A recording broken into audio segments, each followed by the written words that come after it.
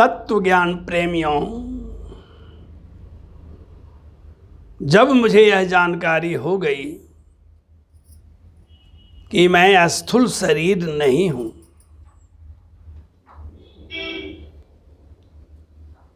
मैं सूक्ष्म शरीर हूं,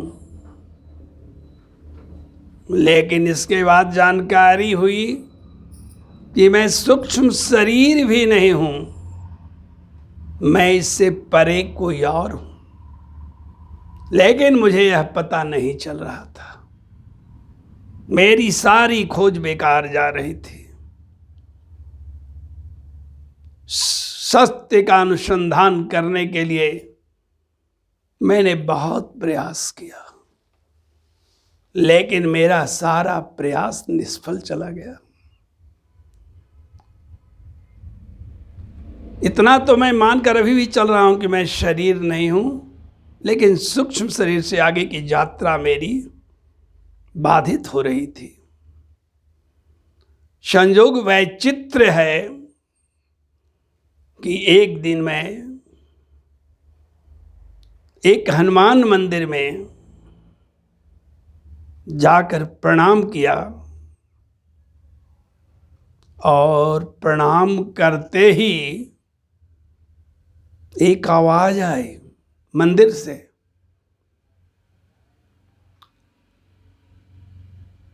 यह आवाज बैखरी वाणी में नहीं थी।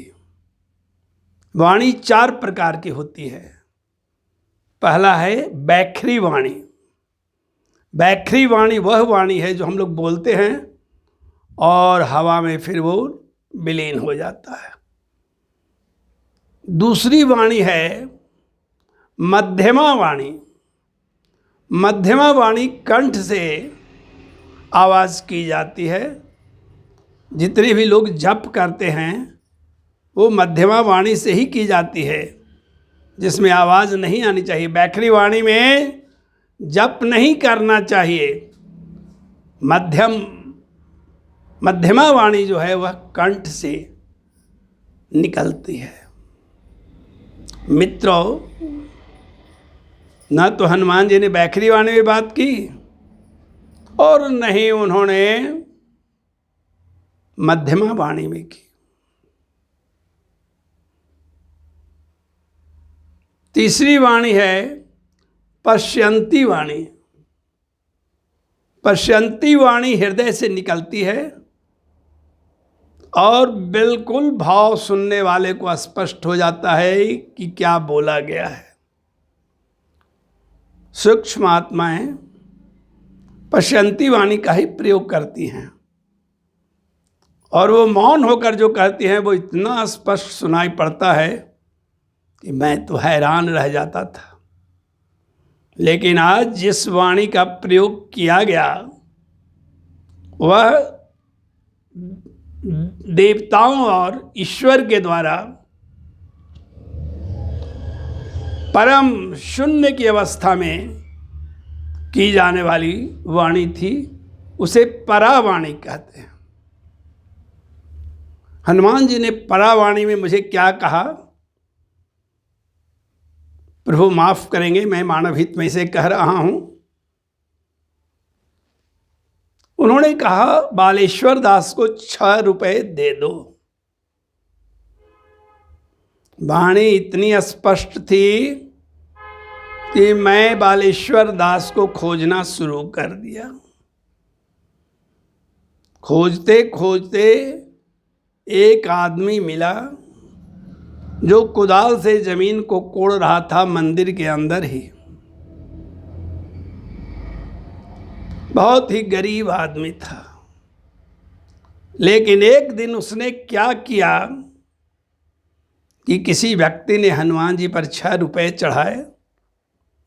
उसने उस 6 रुपए के लड्डू लाकर हनुमान जी को भोग लगा दिया। कुछ भी उसने गलत नहीं किया, लेकिन पुजारी उस पर बम हो गया। पुजारी ने कहा कि तुम अधम जाति का हो करके और हनुमान जी को लड्डू चढ़ाते हो, आज से मैं तुम्हें खाना पीना देना बंद कर दूंगा। वह गरीब आदमी को 1 से 2 रोटी वह देता था और इस भूख से पीड़ित था 3 दिनों से। मैंने उससे पूछा कि तुम ही बालेश्वर दास हो? तो कहा कि मुझ अकिंचन का ही नाम बालेश्वर दास है। तो तुम्हें 6 रुपये क्यों चाहिए? बालेश्वर दास अकबका गया, कहा कि दिल की पीड़ा मैंने किसी से नहीं कही है। मैं जब इच्छा कर रहा हूं कि 6 रुपये मिले कि उस पुजारी को दे करके मैं यहां से चलता बनूं। मित्रों, मैंने अपने पॉकेट को टटोला तो केवल 6 रुपये ही निकले। एक कागज का 5 टका था और एक 1 रुपये का सिक्का। मैंने उसे कहा कि आप 6 रुपये लीजिए। तो आपको किसने कहा? हम कि हनुमान जी महाराज ने कहा है। वह 6 रुपये लेकर पुजारी के माथे पर कागज में सिक्का को लपेट करके और फेंक दिया कि लो पकड़ो अपना पैसा। मैंने पुजारी को बहुत डांटा, क्योंकि तुम जात पात करते हो। जात पात नहीं करो, तुमको हनुमान जी नहीं उतना मानते हैं जितना इस व्यक्ति को मानता है जिसे तुम अधम कह रहा था। तुम इसके पैर पर गिरो। लेकिन पुजारी ने कहा कि पैर पर गिरेंगे तो हम लड्डू चढ़ावेंगे, की चढ़ाएगा? 6 रुपया कोई चढ़ाया तो इसने क्यों लड्डू चढ़ा दिया? हमने कहा कि इसकी इच्छा थी, चढ़ा दिया, तुम क्या कर लोगे? और उसे बहुत डांटा। मैंने कहा कि जात पात नहीं करो। ईश्वर ने जाति नहीं बनाई है, जाति मनुष्यों के द्वारा निर्मित है, वह भी कर्म का डिवीजन करने के लिए, डिवीजन ऑफ लेबर पर ही आधारित है। नहीं तो समाज में कोई कुछ नहीं करता। तुम इसका नाजायज लाभ उठा रहे हो। पुजारी को मैंने बहुत डांटा, जो मुझे नहीं चाहिए था डांटना, क्योंकि वही मंदिर का पुजारी था। बालेश्वर दास ने इधर क्या किया कि अपने सारे कपड़ों को खोलकर फेंक दिया, अपने कंबल सोटा को फेंक दिया और नंग धड़ंग खड़ा हो गया। मैंने कहा कि ये रूप आप क्यों ले रहे हो बालेश्वर दास? तो आज हनुमान जी लड्डू देने के लिए कहें, कल कपड़ा देने के लिए रहेंगे, परसों दवा देने के लिए कहेंगे। हम हनुमान जी को कष्ट देने वाले नहीं। मैं यहाँ से ऐसे ही दिगंबर रूप में रहूँगा। और वह वैसे ही दिगंबर रूप बनाते हुए संथाल परगना का रहने वाला था, वहाँ वो चला गया। मुझे बहुत तकलीफ हुई, लेकिन मुझे आगे का रास्ता भी यहीं मिल गया। वह रास्ता है क्या मिला कि जो हनुमान जी राम रावण युद्ध में काम किए थे, वे आज भी बिल्कुल जीवित हैं। और उनकी वाणी इतनी स्पष्ट थी कि मैंने बालेश्वर दास की समस्या का समाधान कर दिया, उसके अंदर की पीड़ा को समाप्त कर दिया हनुमान जी के कहने पर। मित्रों, आज मेरे आगे का रास्ता फिर खुल गया, क्योंकि मेरा रास्ता बाधित था आगे के तत्व ज्ञान की खोज का। लेकिन हनुमान महाराज की वाणी ने मुझे एक नया जीवन दे दिया और मैं अगले ही दिन से 5-7 अपने उम्र के लोगों को लेकर, उस समय मेरी उम्र ज़्यादा नहीं थी, मुश्किल से 30-35 रही होगी, मैंने भजन शुरू किया, श्री राम जय राम जय जय राम, श्री राम जय राम जय जय राम। मेरा विश्वास था कि इस भजन के द्वारा अवश्य हनुमान हम पर और भी कृपा करेंगे और भी ज्ञान का मार्ग खोल देंगे। और ये भजन निरंतर मेरा चलता रहा कई वर्षों तक। और अचानक एक दिन मेरी आंखें निहाल हो गई जब प्रभु मेरे सामने आ गए। वे पूर्णतः स्वर्ण की तरह चमकते हैं।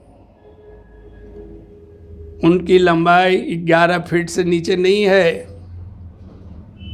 लंगोटा अवश्य ही लाल पहनते हैं, लेकिन शरीर इतना ज्यादा बलशाली दिखता है, कलेजा इतना ज्यादा मजबूत लगता है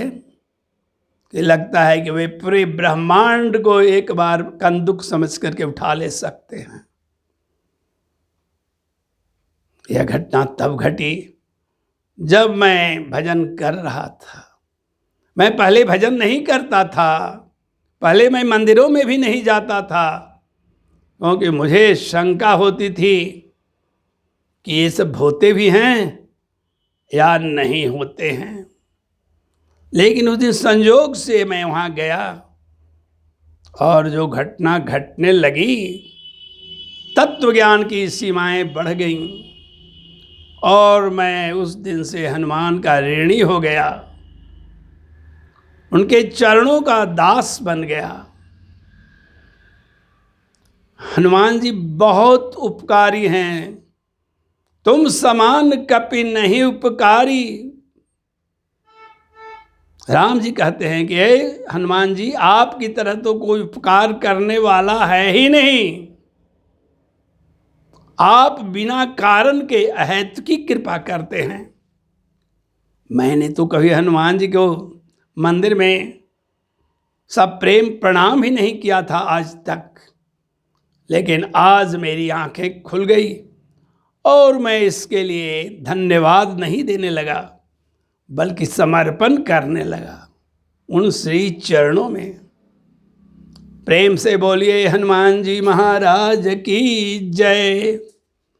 हनुमान जी महाराज बुद्धिमानों में सबसे वरिष्ठ हैं, ऐसा वाल्मीकि मुनि ने कहा है, बुद्धिमताम वरिष्ठम। उनके समान कोई बुद्धिमान है ही नहीं। मुझ भटकते हुए प्यासे को उन्होंने पानी पिला दिया।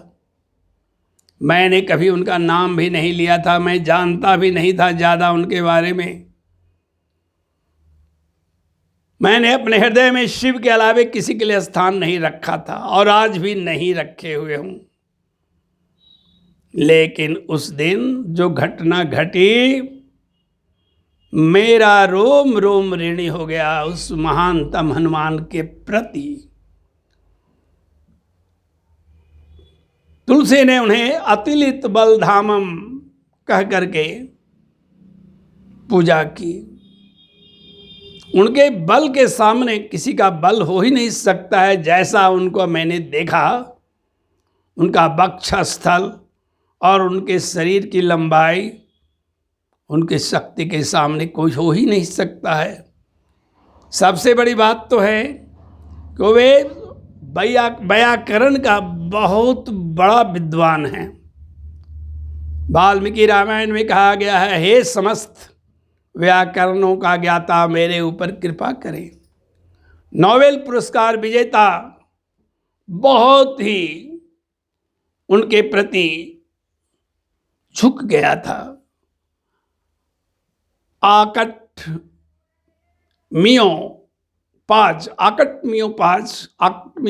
एक बहुत बड़े विद्वान हुए हैं जिन्हें नोबेल पुरस्कार मिला था। उस आकटमियोपाज ने कहा, हनुमान जी ने ही समस्त व्याकरण की रचना की है। तो इस प्रकार सबसे बड़े व्याकरण मेरे हनुमान जी हैं, लेकिन मेरे लिए वे सबसे बड़े गुरु हो गए। कृपा करें गुरुदेव की नाई सुना था, लेकिन आज तो साक्षात उनकी कृपा की गंगा में मैं स्नान कर रहा हूँ। मैं अपने को बार बार मैं सबसे इसलिए निहित करता हूँ मित्रों, क्योंकि मैं वही बात आपसे कहता हूँ जिसकी मुझे अनुभूति हुई है। मैं किताबों में केवल इंग्लिश की किताब पढ़ता हूँ और साइंस की किताबें पढ़ी हैं। बाकी किताबों में मेरी रुचि न तब थी और न अब है। लेकिन जो गुजरी है, जो मैंने देखा है, वह अकाट्य है। हमारे हनुमान जी महाराज की शक्ति के सामने किसी की शक्ति नहीं है। पवन तनय बल पवन समाना, बुद्धि विवेक विज्ञान निधाना।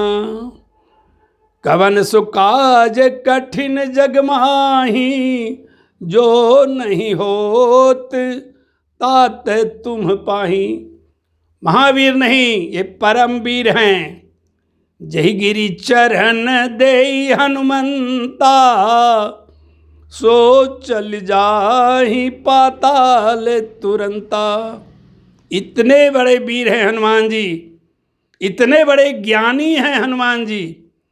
मेरे जैसे गए गुजरे पर उन्होंने कैसे कृपा की, यह भी रिसर्च का विषय है।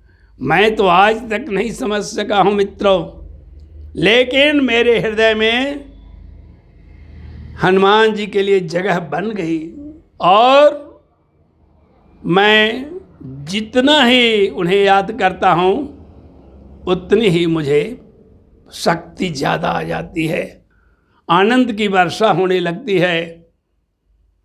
ऐसे हनुमान जी महाराज की मैं चर्चा करके अपने आप को धन्य मान रहा हूँ। प्रेम से बोलिए शंकर भगवान की जय, बजरंग बली की जय।